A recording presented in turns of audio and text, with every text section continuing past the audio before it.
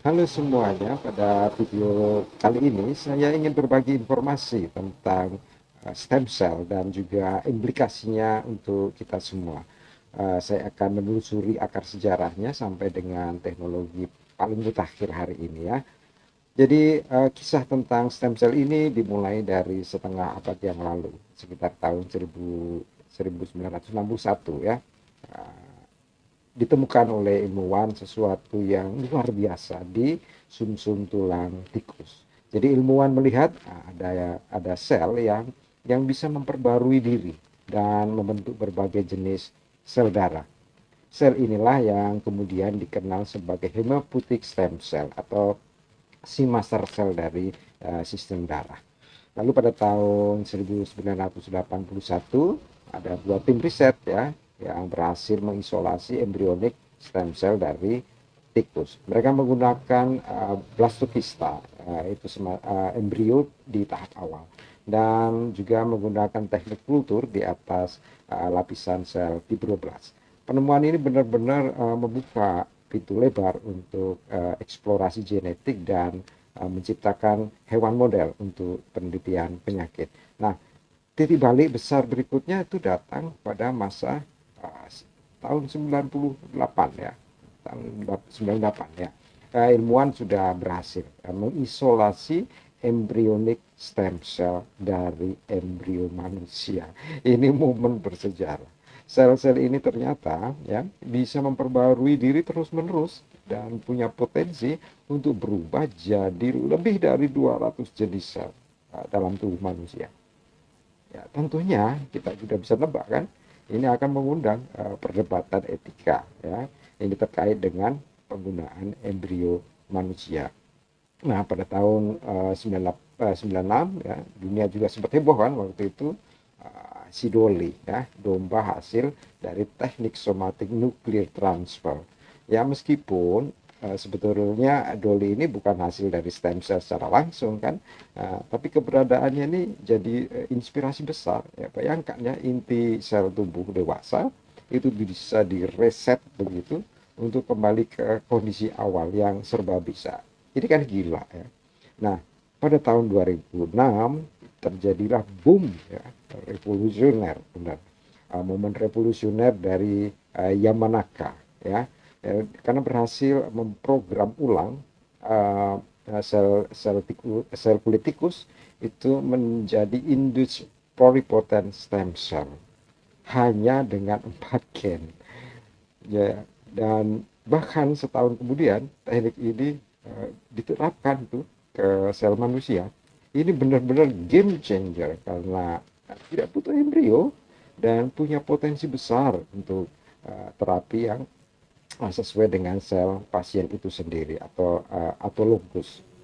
Nah, tibalah kita di era modern saat ini ya, di mana teknologi memungkinkan kita untuk mengedit gen ya, mengedit gen dalam stem cell dengan presisi yang sudah super tinggi. Kita juga bisa ya membuat organoid, yaitu struktur yang mirip organ manusia dari stem cell, yang ini biasanya dipakai untuk sebagai model penyakit ya, untuk pengujian obat, bahkan juga untuk memahami dasar-dasar dari perkembangan organ. Nah, stem cell itu sebetulnya ada banyak jenis ya. Uh, Kita perlu tahu itu supaya kita juga mengerti apa yang sedang berkembang dan mana yang belum berkembang. Jadi sekarang kita masuk ke bagian yang ini ya, berdasarkan kemampuannya dari sel itu untuk berubah menjadi berbagai jenis sel ya. Kalau diklasifikasikan berdasarkan kemampuan ini, maka ada 4 level ya. 4 level utama. Yang pertama adalah totipoten, yaitu si maha kuasa. Toti itu kan maha kuasa ya. Totipoten adalah sel yang bisa jadi apa saja ya, termasuk seluruh jaringan tubuh dan juga jaringan ekstra embrionik ya, seperti plasenta. Nah, satu-satunya waktu kita melihat sel ini adalah pada saat pembuahan ya, awal banget pembuahan. zigot dan juga blastoma, 2-4 sel pertama. Jadi secara molekuler sel ini ekspresif banget ya, dan bahkan gen ekstra embrionik seperti Stella ini. Nah, tapi ya tentu kita bisa nebak ya, sampai sekarang ini masih perlu dikaji lebih jauh ya di model hewan karena masalah etika dan teknis kalau itu mau diterapkan pada manusia ya. Nah, kemudian yang kedua adalah pluripoten, adalah sel yang ini serba bisa ya, sel yang serba bisa. Artinya sel yang bisa jadi semua jenis sel tubuh, tapi kecuali ya menjadi plasenta. Nah, mereka ini tetap ekspresif ya, bahkan bisa menjadi penanda permukaan ya. Mereka ini sangat berguna biasanya sebagai model penyakit ya, untuk screening obat dan juga untuk terapi regeneratif. Tapi tentunya tetap ada tantangannya di sini ya, yaitu risiko tumor, teratoma, dan juga instabilitas genetik. Yang jenis ketiga adalah multipoten. Ini si spesialis ya. Yang satu ini lebih spesifik ya, hanya bisa membentuk sel dalam satu keluarga jaringan. Jadi misalnya nih mesenchymal stem cell ya, MSC, ini bisa jadi tulang, lemak ya, tulang rawan gitu ya. Sedangkan kalau hematopoietic stem cell ini jadi berbagai sel darah. Mereka banyak ditemukan di sum-sum tulang ya, jaringan lemak, dan juga di tali pusat.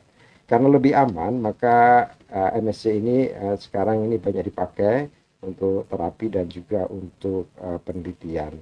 Dan yang terakhir, jenis terakhir adalah unipoten. Nah, unipoten, si sel satu jalur ya, setia adalah dengan jalurnya.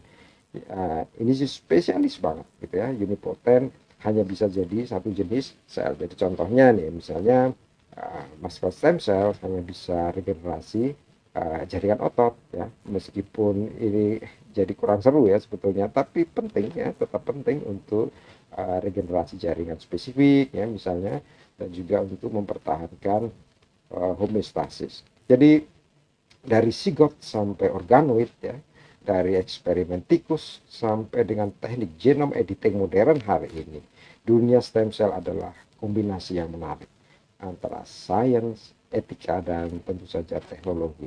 Ini bukan cuma soal sel yang bisa berubah bentuk, tapi juga bagaimana kita sekarang ini lalu akan memahami kehidupan ini, bagaimana kita akan menyembuhkan penyakit, dan juga bagaimana kita akan merancang masa depan terapi yang lebih manusiawi dan juga lebih presisi. Nah, perkembangan-perkembangan ini tentunya punya implikasi dan juga punya potensinya yang menarik untuk masa depan kita. Ya tentu saja, coba kita bayangkan ya masa depan di mana perawatan kesehatan itu nggak lagi melulu soal operasi besar atau soal antri donor organ. Kita bisa bicara soal regenerasi organ langsung ya, di dalam tubuh tanpa pisau bedah.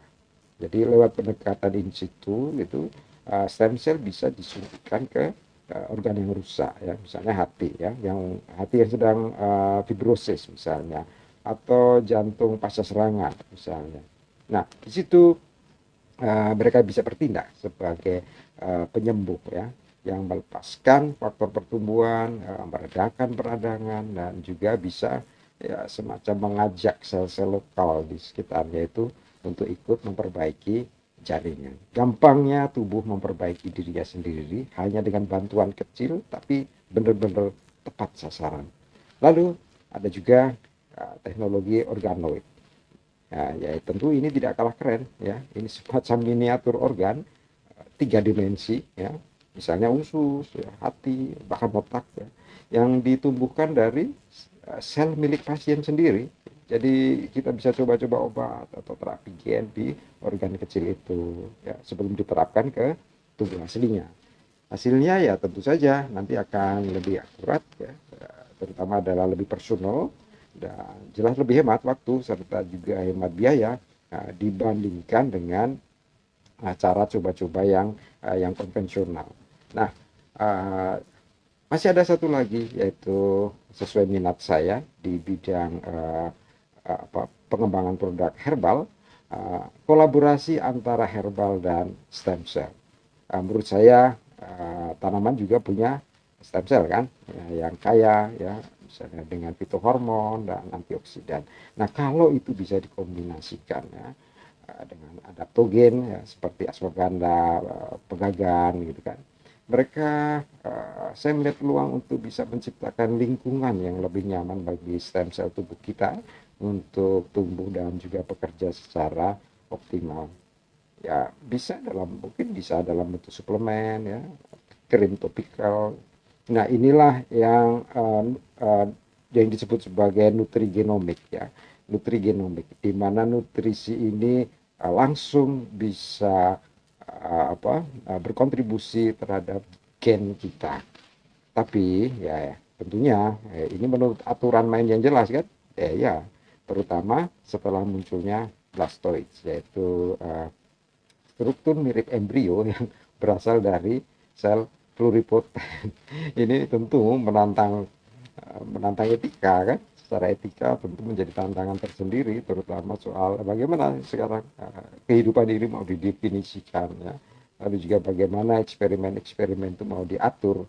Nah diskusi yang dulu ya masa lalu tentang larangan implantasi, tentang batas 14 hari itu ya, sekarang ini sudah bukan cuma wacana akademis lagi ya, tapi sudah mempengaruhi ya arah riset dan juga dukungan masyarakat secara langsung.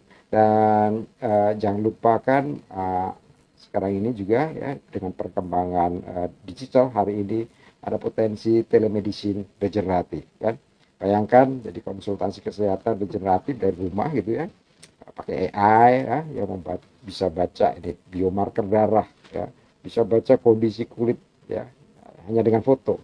Lalu juga bisa merekomendasikan terapi stem cell atau herbal yang pas buat kita. Ya, semua itu bisa dipantau dari jarak jauh ya, tapi tetap berbasis data science yang kuat.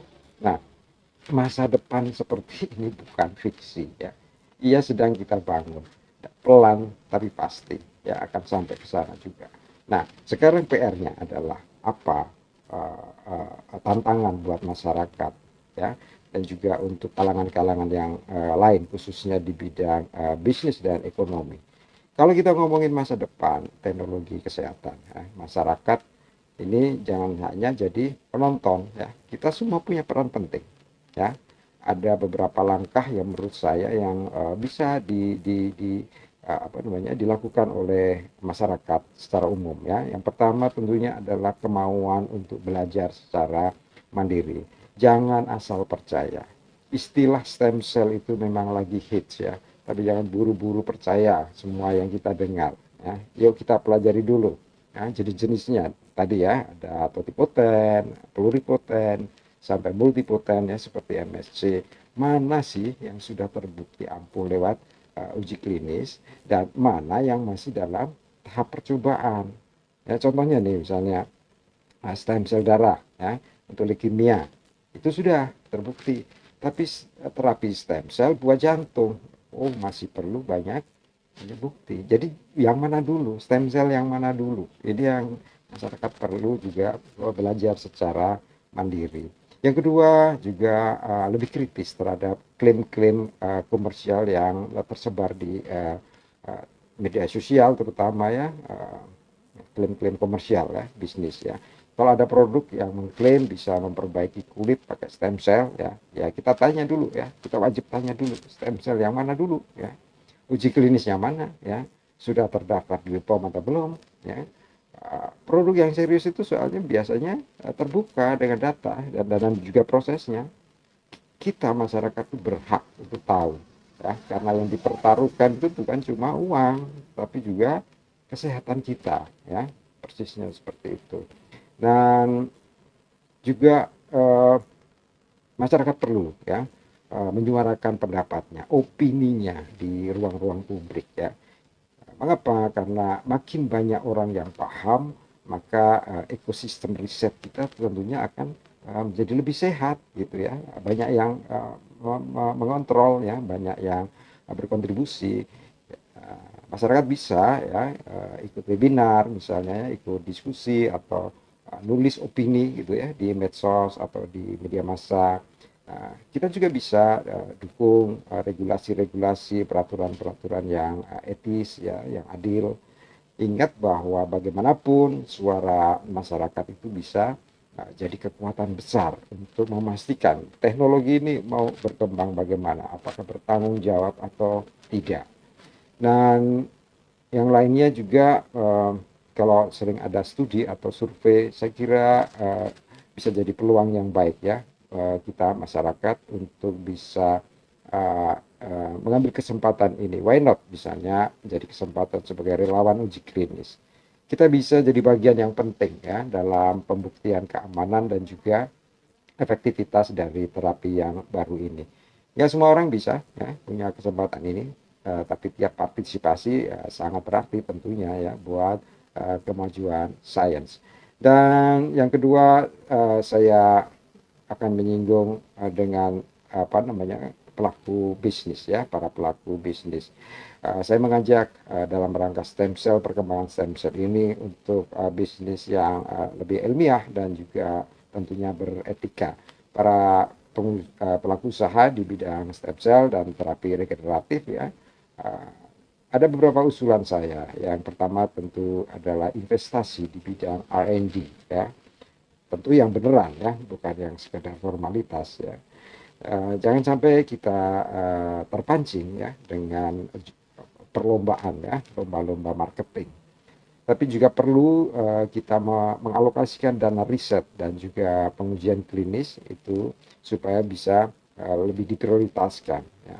Tentunya dengan menerapkan standar GCP ya, Good Clinical Practice, dan tentu sebisa mungkin publikasikan ya, hasilnya itu di jurnal yang punya reputasi. Dengan demikian maka produk akan punya fondasi ilmiah ya, lebih gampang didaftarkan ke BPOM atau kalau di luar FDA ya, dan tentunya akan lebih dipercaya oleh konsumen. Dan yang kedua adalah di bidang marketing ya, pemasarannya. Ya tentu kita semua menghendaki pemasaran yang jujur dan bertanggung jawab. Kita menghindari kalimat-kalimat yang bombastis ya, misalnya stem cell bisa menyembuhkan semua penyakit. Nah, ini terlalu bombastis ya. Jadi sebutkan saja manfaatnya berdasarkan data yang ada ya, termasuk batasan-batasannya ya. Jelaskan dengan jujur apakah produk ini benar-benar pakai sel hidup atau sebenarnya adalah ekstrak tanaman yang mirip kerja sel. Nah, tambahkan disclaimer kalau masih dalam tahap riset ya. Ini penting supaya konsumen juga merasa dihargai dan bisnis kita bisa tetap memiliki integritas. Dengan kolaborasi antara masyarakat, peneliti dan juga pelaku bisnis yang saling menguatkan, masa depan regeneratif bukan lagi impian kosong. Ini menurut saya bisa jadi kenyataan yang membawa manfaat besar. Asal yaitu mari kita semua bergerak bersama, belajar, kritis, dan juga bertanggung jawab. Let's grow science with purpose.